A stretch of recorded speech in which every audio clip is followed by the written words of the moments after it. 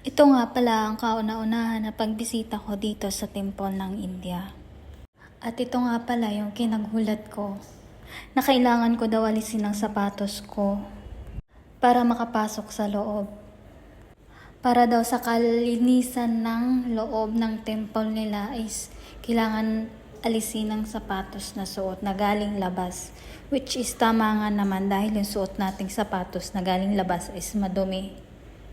Kailangan din daw bago pumunta ng temple is maliligo ka muna.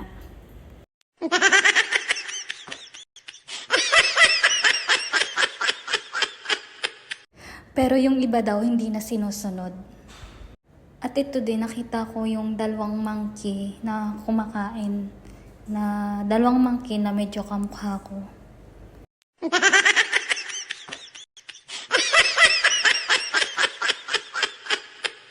At sa loob, may mga nagtitinda din mga pagkain at sinubukan ko nga tong chili potato at chow mein. Chow mein ba to? Oo, chow mein yan, chili potato.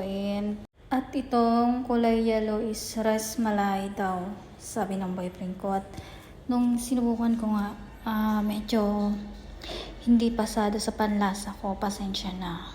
Iba-iba tayo ng panlasa.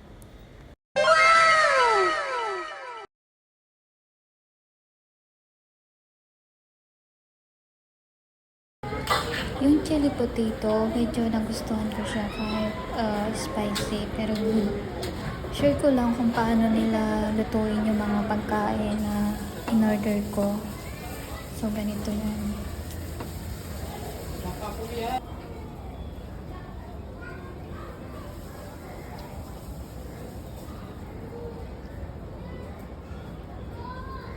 Thank you for watching. Hanggang sa muli. Bye!